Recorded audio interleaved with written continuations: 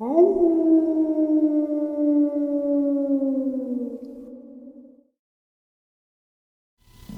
greetings and salutations, everyone. I hope everyone is doing well today. What an amazing live stream we had last night.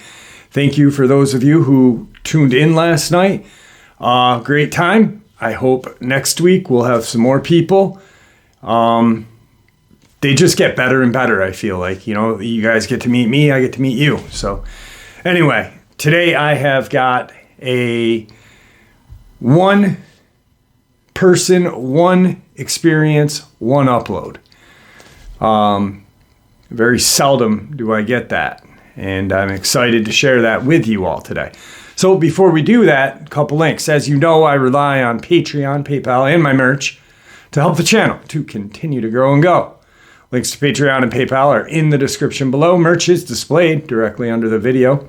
Also, Dogman, Frightening Encounters, Volume 1 through 3, the audiobook versions. They were written and researched by Tom Lyons, narrated and produced by me, Jeff Nadolny. Those audiobooks are available on Audible, Amazon, and iTunes, the links to which are also in the description as well. And finally, last but definitely not least, if you'd really like to help support this channel to continue to grow and go, simply subscribe. It doesn't cost you a cent. Click that like button. It takes half a second. If you don't want to miss any content, click that bell icon, and also please leave a comment. Why? Well, because all these things, they really do help this channel to continue to grow and go. And guys, they definitely matter. And with that, I've taken far too much of your time. Let's get on with today's upload, shall we? Today's one and only experience. Just so that you have an idea of my background knowledge and experience, I grew up all over the rural southern United States, from the Appalachian Mountains to the swamps, backwoods, and bayous of the Deep South, where I spent most of my free time deep in the woods up until my early 20s. I spent a lot of my time hiking, camping, hunting, and fishing, and I've always felt at home and at peace miles from nowhere. The more remote, the better. I'm well educated. I have a degree in the field of science, and I've seen a variety of wildlife like coyote, wolves, panther, and bear in the wild. When I was about 17 years old, my family moved to the Florida Panhandle. The woods in that area and around my house went on for many, many miles and are only interrupted by the occasional creek, river, country road, and farm. There really are miles of woods to see and very little traffic out there. I was told by the locals that the area around my home had a special significance to the Native Americans, and on a few occasions people alluded to things being odd in the area, but no one ever told me anything specific. If anything, the few who seemed to know anything got weird and quiet if I pressed them about why they made remarks about the woods, so I dismissed it and lived my outdoor life as normally as I would. On one occasion, some of my friends came over to our property and decided to go camping. We went down to one of the creek bottoms a mile behind my home. We hung out for a while, but after remembering all of the water moccasins that hung out down there, I decided against camping out there out of concern that I may get bitten by a snake in the dark. There were a lot of cottonmouth down there, and they became more active at night. So around dusk, myself and another kid went back to the house, and the other two were going to camp out there at night. Probably an hour after dark, the other two showed up looking shaken. They said they were going to sleep inside as well. They seemed spooked, but when asked what happened and what was wrong, they got weird and clammed up. The next day, we went back to the creek bottom, goofed around, and did some teenage stuff. One of my friends had brought his rifle, which he seemed eager to try it out. It was one of those old Chinese SKSs. We were messing around the campsite they had abandoned the night before when one of them commented about seeing something that looked like an invisible thing from the movie The Predator. I thought they were being silly, but they were insistent. So we looked around and saw nothing. A little while later, the friend with the rifle shot up into the trees, which was immediately followed by a huge splash in the creek. When I looked at the creek, I saw large waves from the impact, like something had been thrown really large with a lot of force. For a fraction of a second, I thought I saw something brown and blurry in the creek, but before my eyes could even focus on it, nothing was there to be seen. Yet, there were waves still moving. It was weird. I was surprised. I didn't know that he intended to shoot at anything and had been looking the other way. My other friends didn't seem to know what had just happened either. We asked him what had just happened, and he said that he had seen a large hairy thing on a large limb of the tree and shot at it. I know that was absolutely irresponsible of him. I asked him what he just shot. Was it a raccoon or something? No, he said. It looked like something out of the zoo, kind of like a big monkey or something, but it had a face and it was looking at me. I must have hit it because it fell into the creek. All of this happened in less than a minute, and we ran 25 feet over to the creek where Will had heard the splash. There was still a slight disturbance in the water, but we never saw anything. When I questioned the friend, he reiterated what he had seen, a hairy thing that reminded him of something similar to a baboon looking at him on the top large limb of the tree, but it repeated it had a face and it was looking at him. He repeated it had a face and it was looking at him. I asked him, what do you mean it had a face? Like a human face? He said, no. It wasn't a human, but it didn't look like an animal's face either. It looked like nothing I had ever seen before. It didn't even look like a monkey's face. It was different. We searched the banks and looked around, but didn't find anything. We even walked down the creek a good ways to see if he had killed something and maybe it floated away. But we never found anything, no blood, no tracks, no fur. But whatever had happened, he had irresponsibly shot at something, and even if out of surprise, it had fallen into the creek, but we never found a sign of it.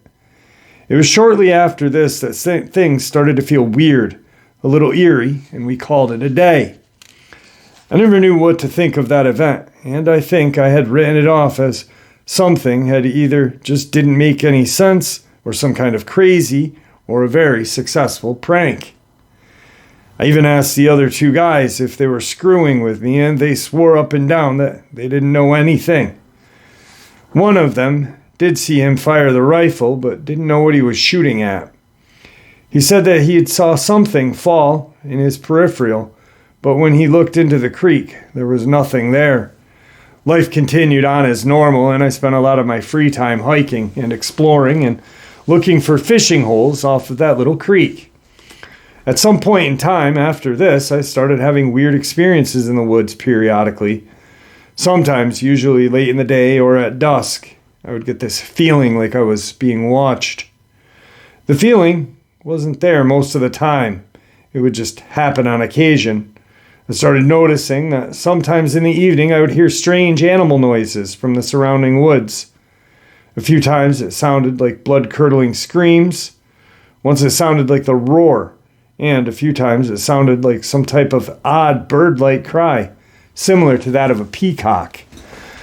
Being familiar with animals, I always tried to deduce what animal had made this various noise.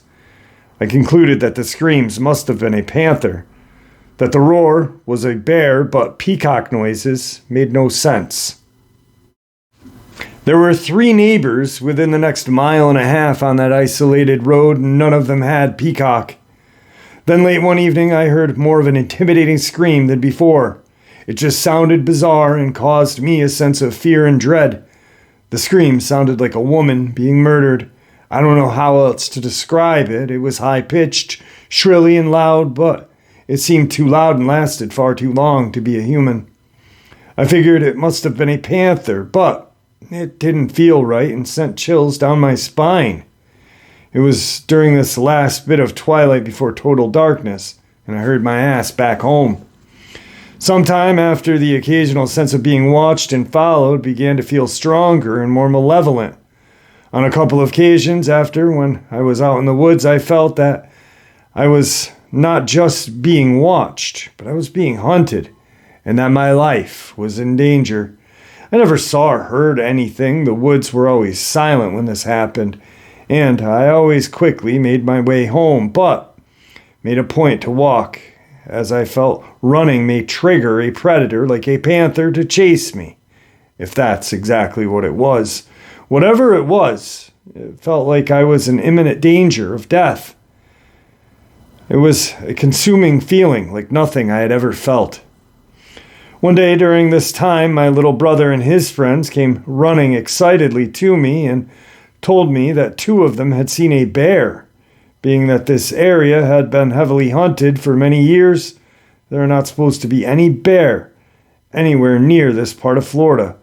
I asked them what they saw. They said that they had turned around and had seen the hind end of something walking on all fours out of the edge of the forest. They only saw the very end of the creature and could only see the upper part of its back legs and its back right above its legs. They said that it was brown, it had hair, and it was far much bigger than a dog, so it must have been a bear. Again, there are no bear known to exist anywhere near here. At some point after this, I was out hiking again one day, and I made a point to bring my shotgun loaded with number 4 shot, which is the largest pellet that I had. I began carrying it while hiking as a precaution to whatever was out there. I was still leaning towards the panther. I didn't know what else it could have been that would stalk a human and go undetected. I had noticed that the strange feelings and various strange sounds seem to happen around dusk or at night, so I started making a point to get back home well before dark. This time I had stayed out a little too late. Dusk was beginning as I'm making my way home when I felt it again. Something was watching me. No, it felt like it was definitely after me. The level of fear and the senses that this thing triggered were completely different than anything I had ever felt. I knew I was being stalked, but I couldn't see or hear anything as I made my way home. Whatever the thing was, it seemed to move with me as I walked hundreds of yards, but the feeling had only grown stronger. I felt like my life was in peril. Like something was about to lunge out and kill me. Every hair on my body seemed to stand on end. I felt certain that whatever it was, a shotgun was not going to stop it. Despite the terror I was feeling, I forced myself to stop and scan the woods, looking at both the ground and trees, thinking that I may see the panther nearby readying itself to pounce. There was nothing that I could see or hear. Everything was deathly quiet. It was about this time that I first remembered my inner voice saying, "Don't go, go, don't stop," My inner voice saying something like, "Don't stop, go, quick, don't run." I started praying as I was walking toward my home. In every fiber of my being, I felt this sense of malice and intent. Whatever this was, it wanted to kill me. I felt sheer terror, dread, in a way I'd never felt in my 17 years of life. Remember, I grew up in very rural areas full of remote, isolated spots. Those places were where I felt the most peace. Animals didn't scare me, but whatever this was, it did. That feeling was terrifying and consuming. It was all that I could do to walk home clutching my useless shotgun, praying to God to protect me. And he did. Usually, when I got within 200 to 300 yards from the house, the feeling would subside. This time, the feeling followed me right up to about 50 yards from the house. I continued praying, and as I reached it, the feeling eased off, but I felt like whatever this was nearby and watching. From that day on, I started occasionally feeling this malevolent presence emanating from the nearby woods. Sometimes it didn't feel safe in my own yard at night. I remember one time when I walked into the backyard and heard the scream again. It sounded like a woman screaming in terror, only extremely loud, and it lasted too long to be a human. And then it transitioned to something like a baby crying, but the crying changed and became distorted and twisted, and it just felt and sounded like something that was wicked, and it was trying to frighten me. From that point on, I avoided the woods, especially while alone or in the evening.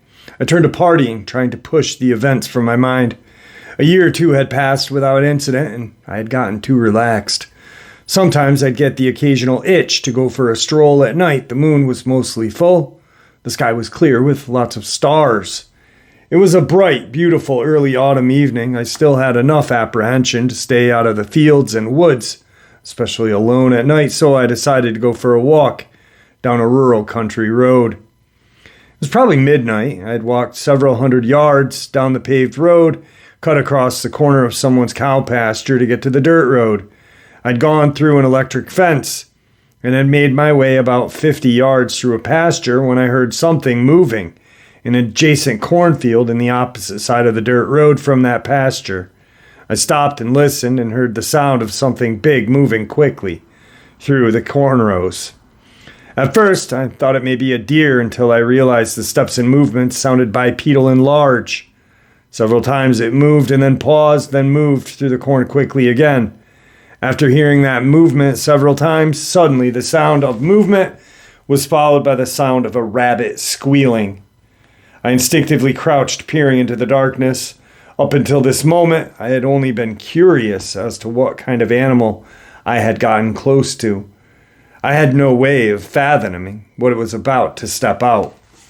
I saw a large bipedal figure walk out of that cornfield. It crossed the dirt road, stepped over the electric fence mid-stride without a pause or effort.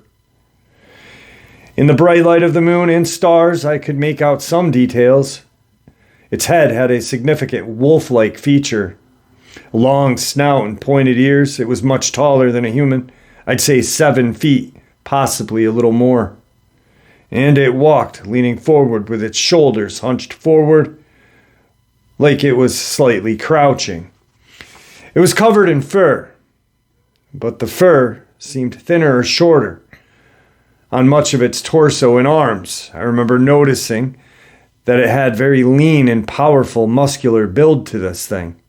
Its arms seemed unusually long and hung low as it moved, and it clutched something in one of its arms. I couldn't make out its color because of the limited light, but it appeared to be very dark. I even noticed a tail or whatever. It had doubled knees. These creatures are often portrayed having. Despite being a semi-bright night, a lot of its body from its waist down was obstructed in shadow. It crouched on the ground, clutching its rabbit in both hands. And I started hearing a wet, crunching noise and realized that it was eating the rabbit. It was squatting low to the ground, holding it in both hands, eating it like you may eat a fried chicken drumstick and thigh with 2 hands. At this point, I guess it couldn't have been more than 40 yards from me. It's hard to remember details you don't think about for many years. I had on camouflage jacket, jeans, and I remember trying to make myself as small as possible, crouching and hoping that it didn't notice me when it paused and sniffed the air as if it had smelled something. Then it raised its head and sniffed the air again. It was at this moment I thought, shit, I hope it's not smelling my scent. At that moment, it looked directly at me and emitted a low guttural growl. I swear its eyes flashed red, something I had never seen an animal do without light reflecting in them. It was less bright than when a light reflected directly into the animal's eyes, but distinct enough I could see the red eyes briefly flicker in the darkness. This didn't appear to be reflected light. It appeared to come from within this creature for a split second and then disappear. Bizarre, I know. Looking directly at me, the creature stood up like it was challenging me and growled this low guttural growl that I heard from 40 yards or less away. At that moment, I felt fear overwhelming me. I had this overwhelming urge to haul ass back to my house, but something inside, something told me not to run. that if I did run, it would catch and kill me. When I previously told you about all of this, I said I felt hunted, and I felt the sense of an unnatural terror, like my life was about to be forfeited, and very suddenly and violent. Well, now, it was like I was looking at the source, eye to eye. Somehow I knew that this creature was bad, a very wicked thing, and far more powerful than me. And something like an inaudible voice kept telling me that if I ran, I would forfeit my life. Walk, don't run, pray, stay calm. These thoughts kept going through my head, but they were not coming from my conscious mind. I slowly backed out of the field, never turning my back to this creature until briefly when I had to cross the electric fence. Even then, I tried not to turn my back completely to it and keep one eye on it. At this point, it had moved deeper into the shadows of the pasture and was moving parallel to my direction. I would occasionally hear it move through the field, still staying parallel to me as I began to walk down the paved road toward my house. As I moved down the blacktop, I came to a section of woods with no homes or lights nearby. I had to walk through at least a few hundred yards of wooded road to get back to my house, and there was only one house on that way. No lights anywhere, nothing but woods. The thing tracked alongside of me the whole way, moving through those woods in darkness with absolute ease. Occasionally I would hear a branch crack or a swish of vegetation, and a few times it stopped to growl that low guttural growl at me. It's odd how I could hear its growl. I don't think I would have heard a dog growling at that distance. The entire time I felt this overwhelming sense of dread, fear, and inescapable death. I continued to listen to this internal voice and prayed hard the whole way. I kept telling myself to walk, not run, and to pray. I prayed. Oh, did I pray? I don't know if it was the voice of my intuition, but I somehow knew with absolute certainty that if I did run, this thing would kill me.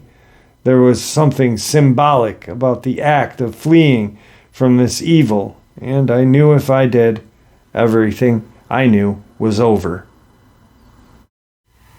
As I walked through the dark wooded stretch of road, I remembered wondering if any of my remains would be found, and if so, would they be able to claim it?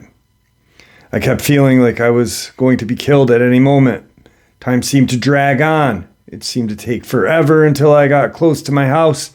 I finally reached my driveway and even walked backwards up the hill to my house because I did not want to turn my back to this thing. Sure enough, it was across the road from my home, growling from the edge of the tree line and brush. I finally bolted when I got 10 yards from the door. I ran through the house, locking the doors and grabbing my old shotgun, even though I felt certain that the small game loads I had in it wouldn't do a thing but upset this creature even more. I was too afraid to look out the windows as I knew it was outside and feared seeing it looking back at me through my windows. That feeling this thing gave off was not just a dangerous one. It was an evil feeling, a feeling like a wicked, unnatural thing. I sat in my room and prayed, if memory serves, until dawn broke. A few weeks or months later, sorry I can't remember the specifics, my little sister came downstairs sometime around or after 1 a.m, white as a ghost and panic-stricken. She was terrified. You could see it all over her face. When I asked my family what was wrong, they told me she had seen a bear crouching outside of her window. She had woken up with a terrible feeling and knew something was watching her sleep. And when she looked out her window next to her bed, she saw a bear with large red eyes staring at her. My sister slept in a bedroom on the second floor, but the garage adjoining that part of the house was one story. Something had climbed on that roof of the garage and had been intently watching her through her window. I asked her point blank if she was sure it was a bear. I could tell she was terrified and didn't want to acknowledge something. She responded with, "It was covered in hair, had big red eyes, and was staring at me while I was sleeping through my window. I was asleep when I woke up with a feeling of terror. I knew something was watching me, and it felt bad." I'm paraphrasing, as this was many years ago, of course. I was generally afraid to go outside and even back in the woods around my house after that, but when I did summon up some courage, I would periodically have to abruptly stop hikes in the woods near the house. Everything would be fine, and then I would suddenly become overwhelmed with this ominous feeling that I was living on borrowed time. That creature was stalking me, and it was going to kill me. I almost always left immediately, feeling like the shotgun in my hands that I was carrying was useless. On multiple occasions, when this had happened, I felt the inner voice again, telling me to leave now, walk, don't run, and pray. On a couple of occasions that I lingered momentarily scanning the woods for this creature, and I never saw anything, but it felt like it was growing closer and danger grew more imminent, so I always left. It was around this time that I found someone's white domestic rabbit hanging from a tree branch in the woods, disemboweled, with its eyes plucked out. It was hanging from a branch, maybe 5 feet off the ground. It struck me that it was like it was meant to be seen or found, as if it was placed highly visible location right behind someone's property line, eye level, at the edge of the field, beside the woods where this thing seemed to frequent. It just seemed significant. It was about that time that I learned the Native Americans lived on a nearby adjacent property who were reputed to use blood magic. That was evil and bad stuff. It is evil and bad. I was told by another Native American who told me to stay away from them. I am part Native as well. We lived near a reservation, and multiple natives had told me about someone who they knew was a shapeshifter.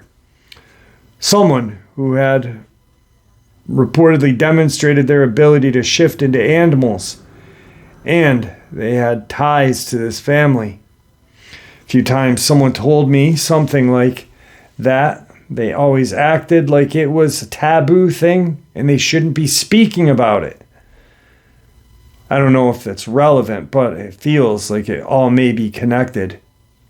A couple of years later, a friend of mine came to pick me up and take me to the nearby city. We pulled out of my driveway after midnight, and right down the road from my house we saw a pair of huge wolves standing a few feet from the road, calmly watching us. Even staring at the car from a few feet away as we passed, their presence and behavior seemed and felt very unnatural, and my friend who had grown up here freaked out as well.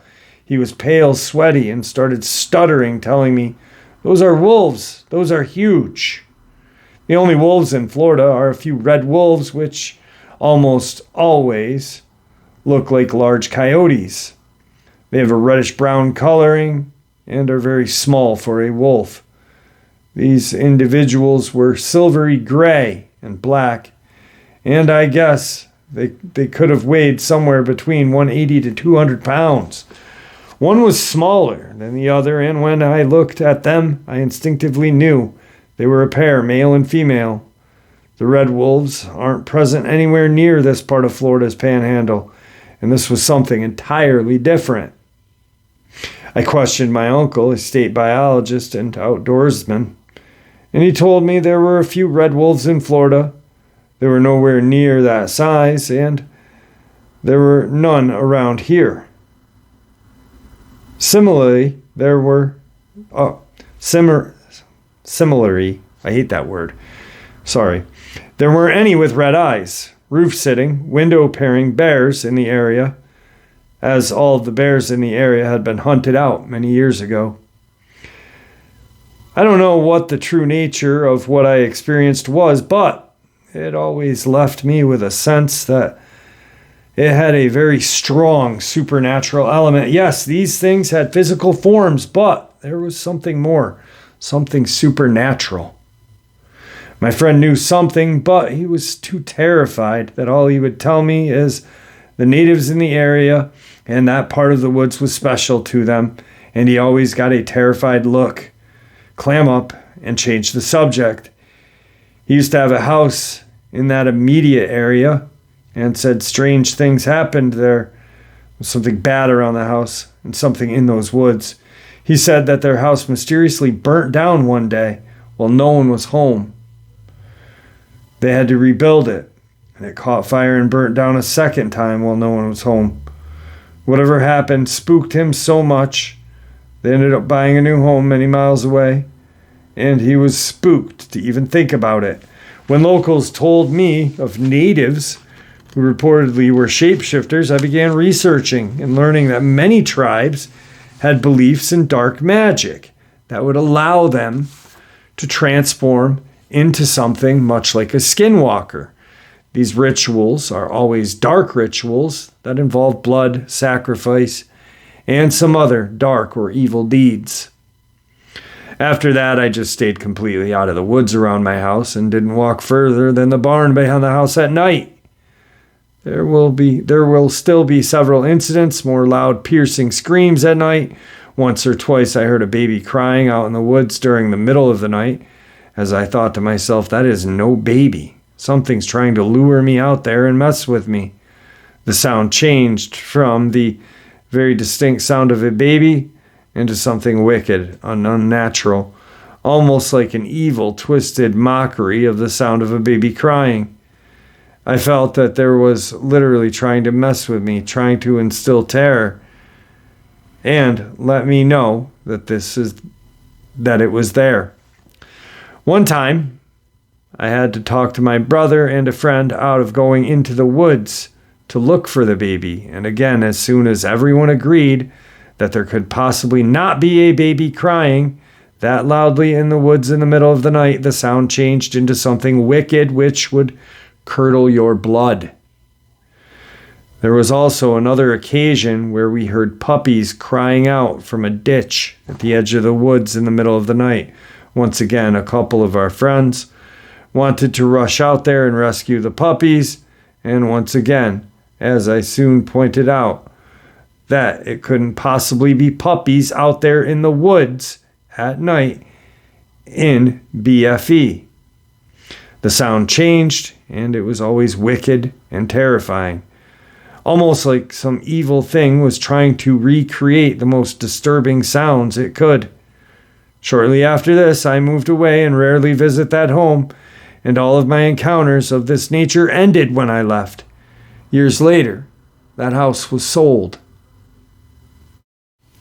Well, that was his experiences with what he believes is a Dogman. Once again, we'll go back to yesterday's topic of theories of where these creatures may come from. And demonic / religion, portal may be here for centuries. You know, there's supposed historic documentation of them going hand in hand with humans over the land bridge between Alaska and Russia. And transformation, you know. And I like how he worded that, much like skinwalkers, because obviously skinwalkers is the name for the Navajo. Navajo black witches, dark witches that practice black magic.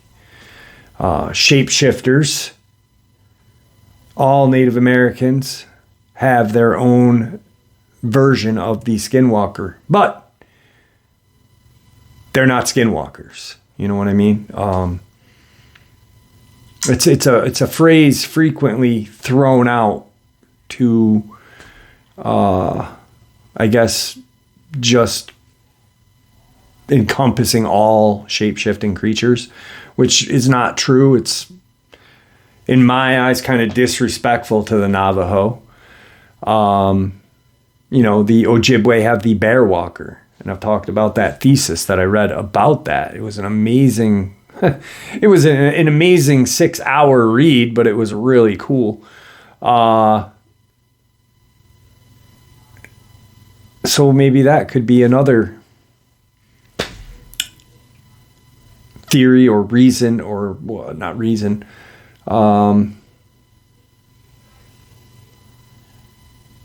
Explanation of where these things come from.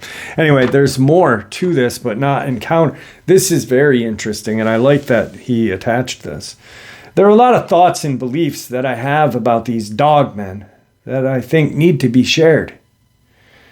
You should not seek these things out, in my opinion. These are wicked creatures beyond most people's ability to handle.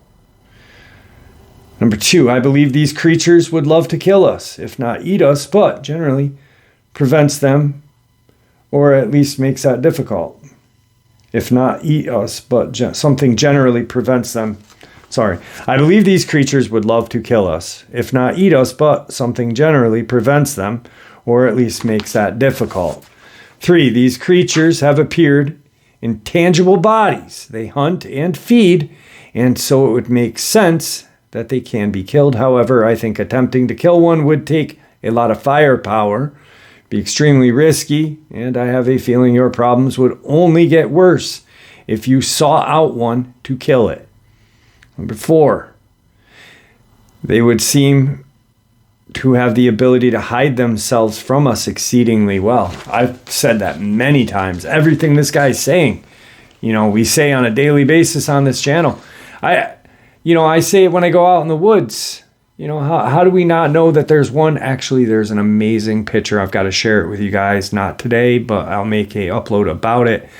A subscriber had watched the last time I was up to where Tom Mezek disappeared.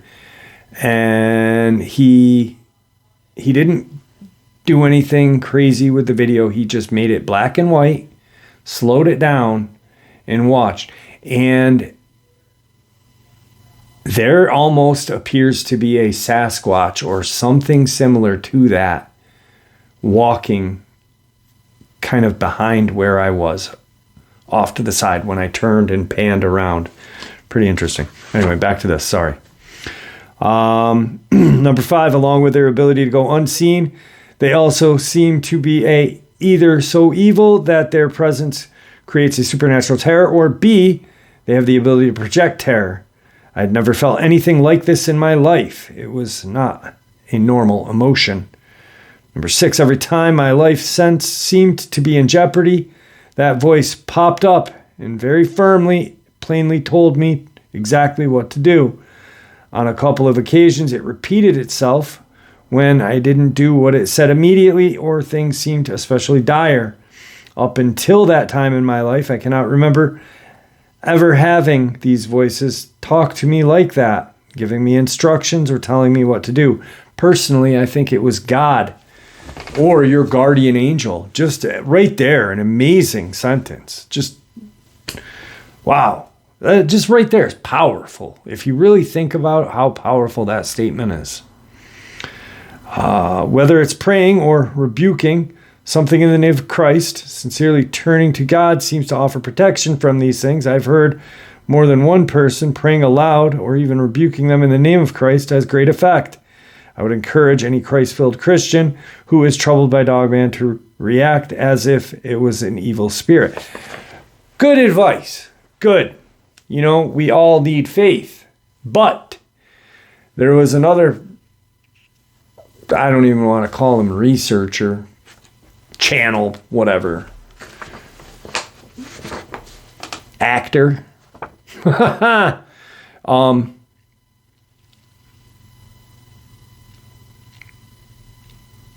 Yeah, not a researcher, because what I do and what a lot of other people do is research. What this person does is just almost like voice acting and, using the subs to make himself appear more knowledgeable almost like a disc jockey, like a Howard Stern or whatever, just like a radio person. But them saying you don't need a firearm or any kind of protection, all you need is the word of God. Brother and sister, it's always nice to have the good Lord on your side. But you can't always rely on that when something's charging at you. You know, let's just say you can rebuke them in the name of God, Christ, whatever. But what happens if that thing disappears, but then a bear comes out? Or what happens if that rebuking doesn't work? It's always good to have both. Don't pretend to know I don't pretend to know the origin and nature of all of these creatures, but it should be remembered that there are a lot of occult practices that involve summoning them or transforming into something similar. There have also been sightings in areas where there is known dark occult activity.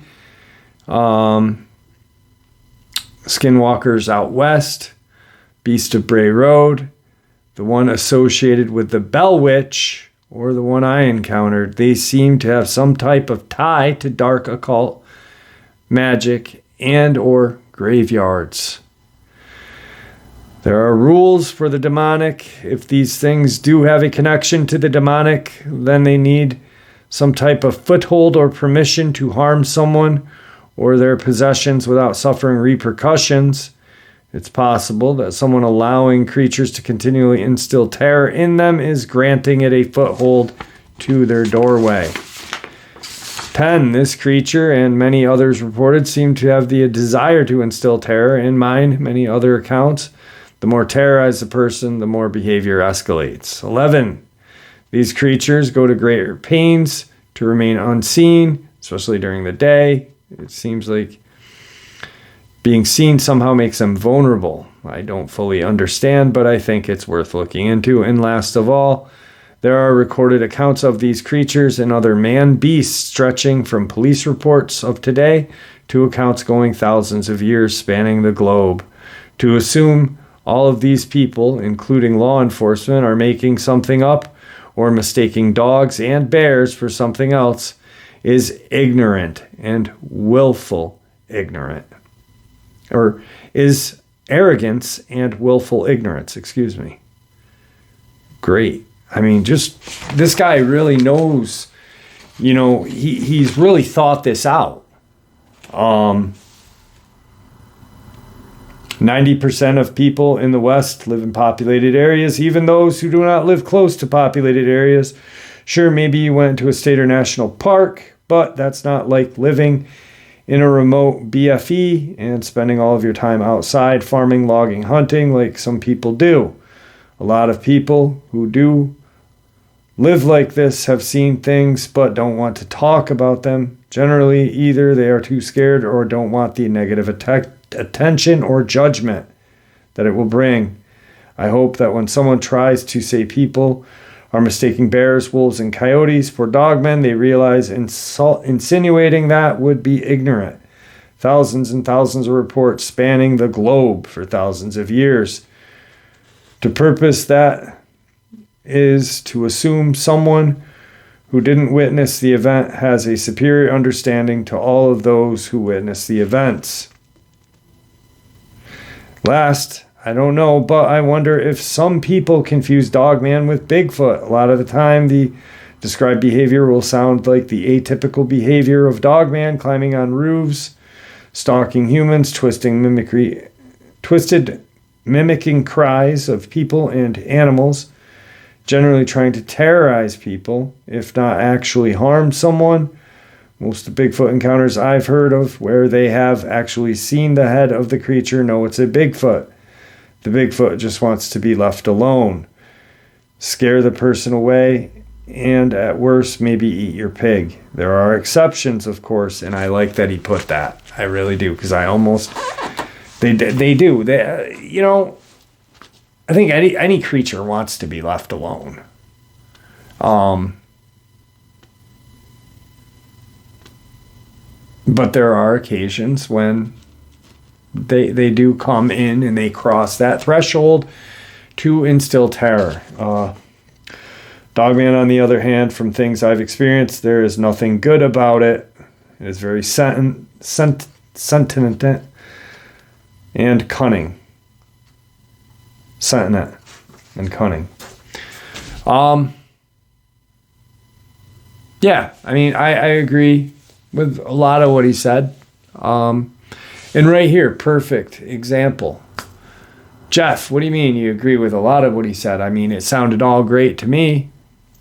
It did. It did. It sounded amazing. It sounded well thought out. He actually shared his encounter, and he shared his views and theory and feelings, right? Some of them didn't fit into my puzzle. Some did. So what did I do? I took the ones that fit into my puzzle and put them in my puzzle. The ones that didn't, I put in the box, left aside here, just in case my puzzle changes. And I might need that piece later. And that's what we should all do. And by doing that, I really think that things would get better in this community. Obviously, these creatures are dangerous. I mean, a 7 to 8 foot walking wolf with claws and teeth. I heard a story the other day, an amazing story. And for anyone to say, there are not animals out there nowadays that could harm us or animals that we haven't found yet, look at the Amazon jungle. There's a researcher that lives there, and he had made a statement that there are animals larger than humans in the Amazon that have not been classified yet. What'd that make me think of instantly? Dogman, Bigfoot. Also, the crazy story is, and this is terrifying, and I played this interview for my dad, and he loved it. He thought it was great. But this guy living in the Amazon is out hunting, which he shouldn't have been doing. He's got a shotgun, and he's got his dog. And he's running, dog's running, comes around this corner, and he sees his dog. And there's this 5 foot creature with 2 kind of hook claws standing on its hind legs, and it had snapped his dog's neck. The thing was a giant anteater. Ha! Slashing at him. That's a monster. If you didn't know what that thing was, and it was almost dark, and you saw that thing, and it did that here, that's a monster. I really, honestly, I can't. Sometimes I sit here and I'm like, how can people deny so many accounts and say that these things aren't real? And they've been talked about for thousands and thousands of years. And they'll be talked about thousands of more if things work out the way they should. But anyway, with that, guys, I'd like to thank you all for tuning in to today's first half. Without you guys and your support, this channel would be nothing. So thank you. Guys, stay safe, happy, and healthy, and God bless.